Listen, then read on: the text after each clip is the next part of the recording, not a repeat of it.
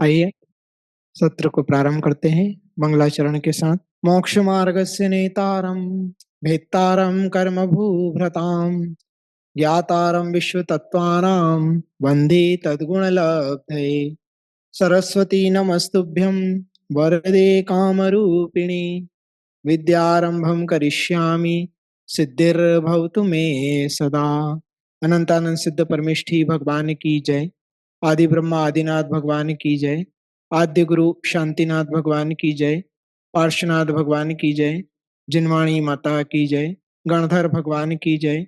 उमा स्वामी आचार्य गुरुदेव की जय। गणधराचार्य श्री कुंथु सागर जी गुरुदेव की जय।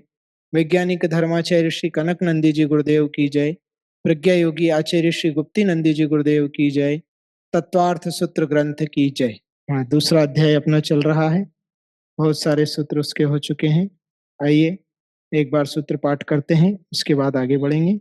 औपशमिको छायिको भावो मिश्रस्य जीवस्य स्वतत्व मौदैक पारिणामिको च द्विनवाष्टादशैकविंशति त्रिभेदा यथाक्रमम् सम्यक् चारित्रे ज्ञान दर्शन दान लाभ भोगोपभोग वीर्याणि च ज्ञानाज्ञान दर्शन लब्ध्यश्चतुस्त्री त्रिपंचभेदाः सम्यक् चारित्र संयमाश्च गति कषाय लिंग मिथ्या दर्शना ज्ञाना संयता सिद्धलेश्याश्चतुश्चतुस्त्रयी केक षड्भेदाः जीव भव्या भव्यत्वानि च उपयोगो लक्षणं स द्विविधोष्ट चतुर्भेदः संसारिणो मुक्ताश्च समनस्का मनस्काः संसारिणस्त्रसस्थावराः पृथिव्यप्तेजो वायुवनस्पते स्थावराः द्विन्द्रिया देस्त्रसाः पंचेन्द्रियाणि द्विविधानि निवृत्त्युपकरणे द्रव्येन्द्रियं लब्ध्युपयोगौ भावेन्द्रियं स्पर्शन रसन घ्राण चक्षुः श्रोत्राणि स्पर्श रस गंध वर्ण शब्दास्तदर्थाः श्रुत मनीन्द्रियस्य वनस्पत्यन्तानामेकं क्रमी पिपीलिका भ्रमर मनुष्यादि नामेकेक वृद्धानि संगिनः समनस्काः। विग्रहगतौ कर्म योगः। यहाँ तक 25 सूत्र अपने हुए थे। यहाँ प्रश्न पूछा गया है। सूत्र नंबर 26 की ओर हम चल रहे हैं।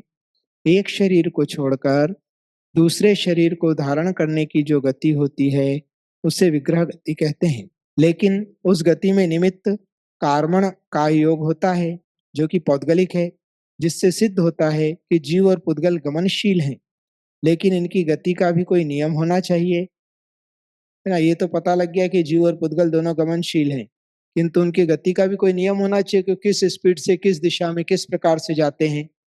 ये भी तो कुछ रूल्स होगा। तो ऐसा इसका उत्तर दे रहे हैं आचार्य। सूत्र उच्चारण अनुश्रेणी गति ही। अनुश्रेणी गति ही। गति अनु श्रेणी के अनुसार होती है ना। जैसी श्रेणी होती है वैसी। अब श्रेणी किसे कहते हैं ये प्रश्न उठेगा, अभी वो भी बताते हैं, है ना। यहाँ लब्धार्थ दिया है गमनागमन गति।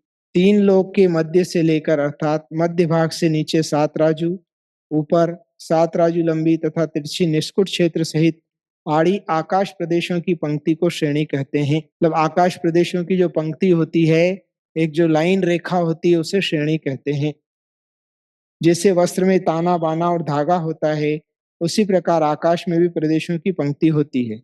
जैसे कपड़ा बनता है तो एक धागा सीधा होता है, एक धागा आड़ा, फिर एक सीधा, फिर एक आड़ा, फिर एक सीधा, फिर एक आड़ा। इस प्रकार से पूरा बनके कपड़े का निर्माण हो जाता है। उसी प्रकार से आकाश प्रदेशों की पंक्तियां बनी होती है। तो उन आकाश प्रदेशों की पंक्ति के अनुसार जीव और पुद्गल का गमन होता है। विशेषार्थ अनुश्रेणी गति के लिए काल नियम और देश नियम, ये 2 नियम होते हैं। काल नियम अर्थात कितने समय में, और देश नियम अर्थात कितनी दूरी, है ना। कितने समय में पार करता है वह काल नियम, और कितनी दूरी पार करता है वह देश नियम। यहाँ बता रहे हैं मरण के समय जीव एक भव को छोड़कर दूसरे भव के लिए गमन करते हैं, और मुक्त जीव जब ऊर्ध्व गमन करते हैं तब उनकी गति अनुश्रेणी ही होती है। इसमें इतना समय लगेगा वह काल नियम है ना। अनुश्रेणी गति होती है, कितने समय में जाएंगे वो काल नियम है। देश नियम, जब कोई जीव ऊर्ध्वलोक से अधोलोक के लिए आता जाता है और तिर्यक लोक से अधोलोक या ऊर्ध्वलोक की ओर आता जाता है, तब उस अवस्था में जीव की गति अनुश्रेणी ही होती है।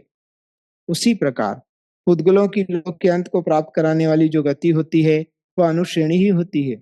जैसे शुद्ध पुद्गल परमाणु एक समय में 14 राजु लोकाकाश अनुश्रेणी गति से जाता है और इसके अतिरिक्त जो गति होती है वह अनुश्रेणी एवं विश्रेणी भी होती है। जैसे चंद्रमा आदि ज्योतिष विमानों की और मेरु की प्रदक्षिणा करते समय विद्याधरों की गति विश्रेणी भी देखी जाती है। इन सब में देश नियम है। पूरे ब्रह्मांड में वही आकाश प्रदेशों की पंक्ति है और रेडियो एक्टिव रेज फैली हुई है जो 3.5 लाख मील प्रति सेकंड की स्पीड से वहां पर वो रेज काम करती है। वो आकाश प्रदेशों की पंक्ति पर गमन करती है। यह पुद्गल का गमन है। उसी के माध्यम से आपके टीवी मोबाइल आदि सब में सैटेलाइट आदि के माध्यम से जो है संचार होता है।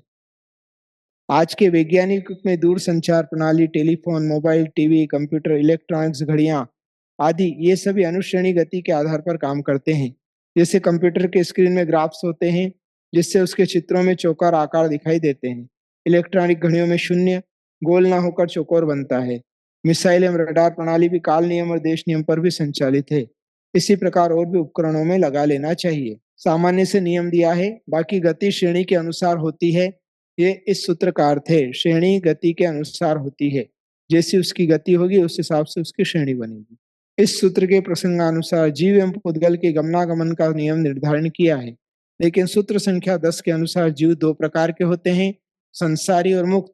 अतः मुक्त जीवों की गति कैसी होती है, ऐसा जिज्ञासा होने पर आगे का सूत्र कहते हैं। 27 नंबर सूत्र, अविग्रहा जीवस्य। अविग्रहा जीवस्य। अविग्रह अर्थात विग्रह रहित, जीवस अर्थात मुक्त जीवों की गति विग्रह रहित होती है। विग्रह अर्थात मोड़ा, पहले भी बताए थे, है ना। तो मोड़े रहित गति होती है, मतलब सीधे जाते हैं। मुक्त जीव जहां से मोक्ष को जाते हैं वहां से सीधा तनुवात वाले तक वो आत्म प्रदेश चले जाते हैं। तो इस श्रेणी के अनुसार होने वाली गति 2 प्रकार की होती है। विग्रह गति अर्थात मुड़ने वाली, जिसमें टर्न होते हैं, वो विग्रह गति है ना। और अविग्रह गति अर्थात बिना मुड़ने वाली, जिसमें कोई टर्न नहीं होता है, सीधी जाती है। इस प्रकार से 2 प्रकार की गति होती है। विग्रह का अर्थ व्याघात कुटिलता है अर्थात मोड़ सहित, और अविग्रह का अर्थ कुटिलता रहित अर्थात मोड़ रहित। इस सूत्र में मुक्त जीव की गति का कथन है। कारण है कि आगे 28वें सूत्र में संसारी जीवों की गति का कथन है। सूत्र को लघु बनाने के लिए पदों की अनुवृत्ति कर ली जाती है, क्योंकि सूत्र उपस्कार सहित होते हैं। अतः इस सूत्र में मुक्त जीव की गति विग्रह रहित मोड़ रहित होती है। तब यहाँ सूत्र में लिखा नहीं है अविग्रह जीवस्य, तो कौन से जीव की है सूत्र में लिखा नहीं, फिर आपने कैसे पता लगाया। तो अगले सूत्र में जो आने वाला है उसके हिसाब से, जब संसारी जीव की यह गति है तो पारिशेष न्याय से, अर्थापत्ति न्याय से यहाँ बचे हुए जीव की, मतलब मुक्त जीव, जो मुक्त जीव बचे हैं उनकी विग्रह रहित गति होती है। उसे ऋजु गति भी कहते हैं। और भी 4 प्रकार की होती है, ईशु गति, पाणी मुक्ता गति, हल्लांगलिका, इस प्रकार से अलग अलग।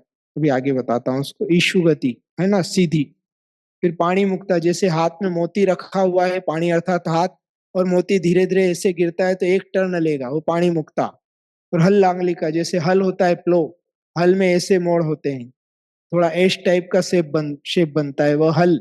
और एक गोमूत्रिका, जब चलते चलते गाय मूत्र का विसर्जन करती है तो ऐसी ऐसे ऐसे टाइप, इस प्रकार की रेखा बन जाती है। इस प्रकार की गतियां जीवों की होती है। अलग अलग जीव की अलग अलग गति होती है। मुक्त जीवों की गति निर्धारण करके अब संसारी जीवों की गति किस प्रकार होती है, ऐसी जिज्ञासा होने पर आगे का सूत्र कहते हैं। ये कौन सी गति चल रही है, अर्थात मरण करने के बाद अगले शरीर की पर्याय को प्राप्त करने के लिए जो गमन हो रहा है, उस गति की बात चल रही है। सूत्र 28, विग्रहवती च संसारिणः प्राक् शत्रुभ्यः। विग्रहवती च संसारिणः प्राक् शत्रुभ्यः। विग्रहवती च संसारिणः प्राक् शत्रुभ्यः, ना। संसारिणः संसारी जीवों की गति, विग्रहवती च, और च से मतलब वो लेना, विग्रह सहित और विग्रह रहित दोनों प्रकार की होती है। उसमें भी विग्रह प्राक् शत्रुभ्या, मोड़ वाली गति 4 समय के पहले, अर्थात कितने हुए, 4 के पहले क्या, तो 3। तो मोड़े वाली गति 4 समय के पहले अर्थात 3 समय तक होती है ना। समय काल की सबसे छोटी इकाई है, उसको समय कहते हैं। हम उस समय को नहीं पकड़ सकते। इस सूत्र में च शब्द से ऊपर के सूत्र संख्या 27 से अविग्रह पद का भी ग्रहण किया है, जिससे इस सूत्र में अविग्रह पद की भी सिद्धि हो जाती है। सूत्र में प्राक शत्रुभ्य पद समय निश्चित करने के लिए आया है। अर्थात 4 समय के पहले तक ही मोड़े वाली गति होती है, यानी 3 मोड़े ही होते हैं, 4 मोड़े नहीं होते हैं। मोड़ अर्थात टर्न। संसारी जीवों की गति विग्रह अर्थात मोड़ सहित एवं अविग्रह मोड़ रहित 2 प्रकार की होती है। मोड़ सहित जीव को 1, 2 एवं 3 मोड़े तक लेना पड़ते हैं। अतः 1 मोड़े में 2 समय, 2 मोड़े में 3 समय और 3 मोड़े में 4 समय लगते हैं, है ना? अविग्रह गति में तो एक ही समय लगेगा, मतलब मोड़े रहित गति में तो एक ही समय लगेगा, किंतु जितने टर्न लेगा उससे एक समय ज्यादा लगेगा, है ना? जैसे हाथ से कोई मोती गिर रहा है तो एक समय और गिरने का दूसरा समय, ऐसे उदाहरण से हम समझ सकते हैं। तो मोड़ सहित जीव को 1, 2 एवं 3 मोड़े तक लेना पड़ते हैं। अतः 1 मोड़े में 2 समय, 2 मोड़े में 3 समय और तीसरे मोड़े में 4 समय लगते हैं। चौथे समय में कहीं न कहीं जीव नए शरीर को धारण कर लेता है। इसलिए ही विग्रह गति का समय 4 समय के पहले तक का ही कहा है। इन अविग्रह विग्रह गतियों के 4 नाम कहे गए हैं, जो अभी बताए थे वही। ऋजु गति, इशु गति, पाणी मुक्तिका, लांगलिका और गोमूत्रिका। ऋजु गति एक समय वाली जो सीधी गति होती है वह ऋजु गति है। इसे ही मोड़ रहित अविग्रह गति कहा जाता है। सीधा, जैसे धनुष बाण, धनुष चलाने पर सीधा जाता है, उसी प्रकार से सीधी गति होती है। यहाँ तो विशेषता बताइए। ऋजु गति से गमन करने वाले जीव का क्षायोपशमिक एवं क्षायिक ज्ञान आदि व्यवधान रहित अर्थात एक भव से दूसरे भव में ज्यों का त्यों सुरक्षित पहुंच जाता है। अतः ऋजु गति में से जन्म लेने वाले जीवों का संक्लेश रहित होने से उनका क्षयोपशमिक ज्ञान सुरक्षित रहता है। मुक्त जीव का गमन भी ऋजु गति से होता है, जिससे सिद्धावस्था में उनका इस मनुष्य पर्याय में उत्पन्न क्षायिक ज्ञान दर्शन आदि व्यवधान रहित अर्थात सुरक्षित रहता है।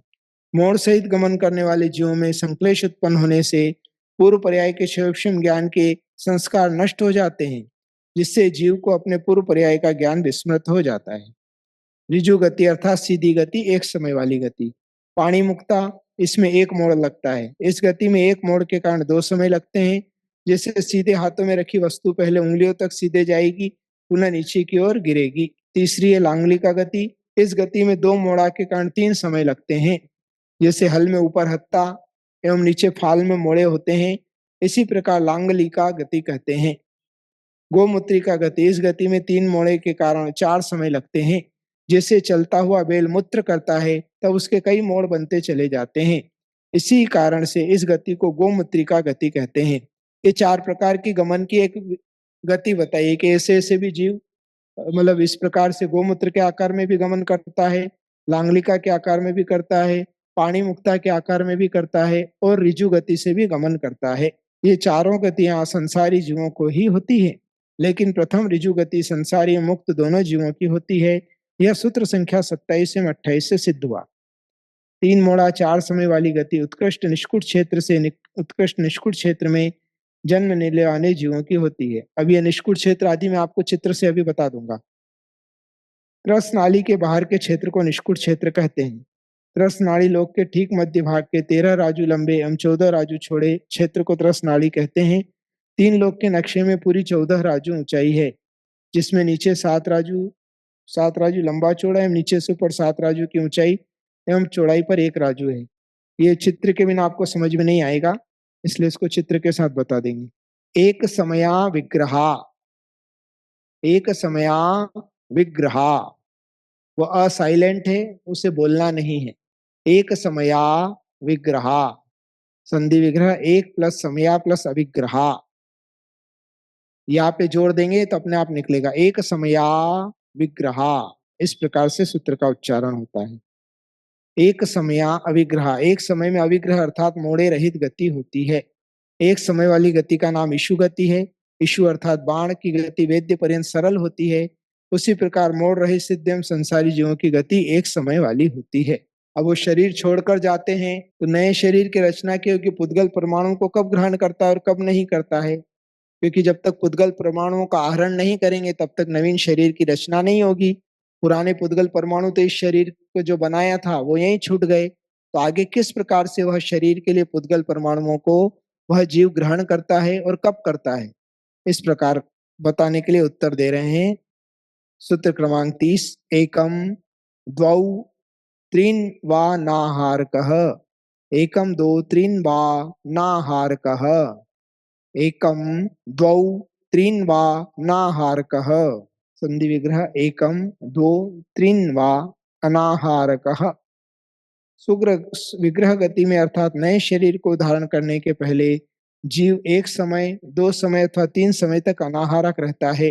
अर्थात इतने समय तक वो आहार को ग्रहण नहीं करता। आहार अर्थात यहाँ जो आप रोटी सब्जी खाते हैं वह नहीं, अपने शरीर के निर्माण के योग्य पुद्गल परमाणुओं को वो ग्रहण करता है, वह आहार कहलाता है। तो तब तक इतने समय तक वह आहार आहार अर्थात पुद्गल परमाणु को ग्रहण नहीं करता है, ऐसा यहाँ पर बताया गया। नए शरीर धारण को मतलब एक समय, जिसकी सीधी गति होती है वो एक समय तक निराहार रहेगा, जिसकी एक मोड़ा वाली गति होती है वो दो समय तक निराहार रहेगा, और जिसकी दो मोड़ा वाली गति होती है वो तीन समय तक रहेगा, और चौथे समय में तो नियम से वह नए शरीर की उत्पत्ति के लिए आहारक हो जाता है। जब तक जीव नए शरीर, उदारिक, वैक्रिक और आहारक इन तीन शरीर तथा 6 पर्याप्तियों के योग्य पुद्गल परमाणुओं को ग्रहण नहीं करता है, तब तक अनाहारक कहलाता है। इनके योग्य पुद्गल परमाणुओं को ग्रहण करते ही आहारक हो जाता है। मतलब नए शरीर के लिए जब तक पुद्गल परमाणु को ग्रहण नहीं करता उसे अनाहारक कहते हैं, और जैसे ही वह ग्रहण करता है वह आहारक कहला देता है। तो जब सीधी गति होगी, ईशु गति, तो एक समय की गति है, तो उसमें एक समय अनाहारक रहेगा, दूसरे समय में पुद्गल वर्गणाओं को ग्रहण कर लेगा, है ना। वो ब्रह्मांड में पुद्गल वर्गणाएं सर्वत्र फैली हुई है, वह अपने योग से, कार्मण का योग के निमित्त से उसको ग्रहण कर लेता है। सूत्र नंबर 30 तक एक बार फिर से आपको स्लाइड से बता देता हूँ, क्योंकि ये थोड़ा सा कठिन सा प्रतीत होता है विषय। अनुश्रेणी गति, विग्रह गति में जीव और पुद्गलों की गति आकाश की पंक्ति के अनुसार होती है। अविग्रह जीवस्य, मुक्त जीव जो है वह उनकी गति मोड़े रहित होती है, अर्थात वो टर्न नहीं लेता है। अनुश्रेणी गति, आकाश प्रदेशों की पंक्ति को के अनुसार गमन अनुश्रेणी गति कहलाती है। अनुश्रेणी गति दो प्रकार की होती है, एक मुक्त जीव और संसारी जीव। मुक्त जीव सिर्फ सीधी गति से ही गमन करते हैं, किंतु संसारी जीव चारों प्रकार की गति से गमन करते हैं, पुद्गल भी, है ना। तो यहाँ जीव का अधिकार है, पुद्गल का ग्रहण क्यों किया गया? आगे अविग्रह जीवस्य इस सूत्र में जीव का उल्लेख किया है, इससे पता चलता है सिर्फ जीव की नहीं पुद्गल की भी गति होती है। ये तो बता ही चुके हैं। सूत्र 27 में मुक्त जीव की गति बताई, कैसे ज्ञात हुआ? अगले सूत्र 28 में संसारिण शब्द इसका प्रयोग किया गया है, इससे इस सूत्र में मुक्त जीव की गति बताई गई है। विग्रहवती च संसारिणा प्राक शत्रुभ्या, संसारी जीवों की चौथे समय से पहले विग्रह गति अर्थात मोड़े वाली गति होती है, और बिना मोड़े वाली गति भी होती है। अब ये मोड़े और बिना मोड़े को अपन समझ लेते हैं। देखिए तीन लोक का नक्शा बना हुआ है, जिसमें बीच में एक राजू त्रसनाली है ना। और मान लो किसी जीव का मरण स्थान ये बाहर है, यहाँ मरण स्थान लिखा है, काला डॉट बना हुआ है। यहाँ देखिए मैंने राउंड किया, यहाँ पर काला डॉट बना हुआ है, ये किसी जीव का मरण स्थान है। और अगर वो यहाँ पर फर्स्ट गोले पर अगर वो यहाँ पर लेता है तो एक समय में वो चला जाएगा। यहाँ अगर जन्म लेता है, इस स्थान पर जन्म लेता है, तो वह एक समय में ही यहाँ आकर उत्पन्न हो जाएगा। किंतु और कहीं जन्म लेता है मान लो, तो वो फिर दूसरा समय उसके लिए लगेगा, है ना। जैसे दूसरा मोड़ा, एक समय यहाँ सीधा आया, ये राउंड बना है, फिर देखिए दूसरा राउंड, दूसरा गोला यहाँ पर बना हुआ है, यहाँ देखिए, है ना। तो ये दूसरा राउंड हो गया। तो कोई जीव यहाँ यहाँ बाहर जन्म हुआ उसका, फिर वहां से ऊपर जाकर जन्म हुआ, अगर वहां जन्म हुआ तो उसको दो मोड़ा लगेगा, तब यहाँ कहीं भी जा सकता है वो। तो ये दूसरी प्रकार की गति। फिर वहां से तीसरे समय में जाएगा तो उसके उत्पत्ति स्थान और चौथा समय और तीसरा मोड़ा, ये तीसरा मोड़ा या तीसरा राउंड बना हुआ है, और फिर वो वहां पर उत्पत्ति कहीं भी उसकी हो सकती है जीव की। तो इस प्रकार से त्रस नाली या त्रस नाली में जीव का उत्पत्ति स्थान समझना चाहिए। तो इतने मोड़ मतलब टर्न, एक बार सीधा जाएगा, फिर राइट में गया, फिर लेफ्ट में गया, तो इस पर दो टर्न उसके हो गए। किंतु दो टर्न लेने में समय तीन लगा, मतलब जितने टर्न उतना समय एक अधिक हो जाएगा। एक मोड़ा है दो समय, दो मोड़ा है तीन समय, तीन मोड़ा है चार समय, इससे ज्यादा समय लगते नहीं है। चौथे समय में नियम से नवीन शरीर की प्राप्ति हो जाती है। आहार किसे कहते हैं? औदारिक आदि तीन शरीर तथा 6 पर्याप्तियों के योग्य। 6 पर्याप्तियां होती है, आहार, शरीर, इंद्रिय, श्वासोश्वास, भाषा और मन। इन 6 के योग्य वो पुद्गल वर्गणाओं को ग्रहण करता है। उन पुद्गल वर्गणाओं के ग्रहण जो करता है उसे पर्याप्ति कहते हैं। उनकी पूर्णता होने पर वह पर्याप्तक कहलाता है, और अपूर्ण होने पर अपर्याप्त कहलाता है। ये गतियों के नाम यहाँ पर दिए गए हैं। ऋजु गति, इशु गति, सीधी बिना मोड़ वाली, एक समय लगता है, अनाहरक नहीं होता है, एक समय में वो अपने आप आहारक हो जाए। कितनी भी दूरी हो, यदि जीव या पुद्गल बिना मोड़े की गति कर रहा है तो उसमें एक ही समय लगेगा, है ना। 14 राजू, एक जीव और एक पुद्गल 14 राजू गमन एक समय में कर सकते हैं। इतनी शक्ति पुद्गल के पास भी है और इतनी शक्ति जीव के पास भी है, ये बात ध्यान रखने योग्य है। दूसरी है पाणी मुक्ता गति, एक मोड़ा, है ना। पहले मोड़े तक वो अनाहरक रहेगा, मतलब पहले सीधी में, और एक टर्न लिया तो वो आहारक हो जाएगा। इसमें दो समय हो गए, एक नीचे से ऊपर जाने का, फिर एक राइट साइड में जाने का। एक मोड़ा, इसमें दो समय लगते हैं और अनाहरक का काल एक समय रहता है, दूसरे समय में वो आहारक हो जाता है। आहार अर्थात 6 पर्याप्तों का ग्रहण। लांगलिका, फल की तरह, पहला टर्न, दूसरा टर्न और तीसरे टर्न में आहारक हो जाता है। अर्थात वो 2 मोड़े तक अनाहरक रहा और तीसरे मोड़े में आहारक हो गया, और इसमें 2 मोड़ा लेने में 3 समय लगे उसे। एक सीधा जाने का समय, फिर एक समय राइट टर्न का, फिर एक और राइट टर्न का, मतलब एक और टर्न का। इस प्रकार 3 समय उसके हो जाते हैं। गोमूत्री का गति इस प्रकार से यहाँ उदाहरण में बताया है। तो 3 मोड़ा, 4 समय और अनाहरक काल का समय 3 समय। चौथे समय में नियम से वह आहार पर्याप्ति को ग्रहण कर लेता है। चलिए आज का सत्र में इतना ही रखते हैं। जिन वाणी के ज्ञान से सूझे लोकालोक, सो वाणी मस्तक चढ़ो सदा दे ढोक।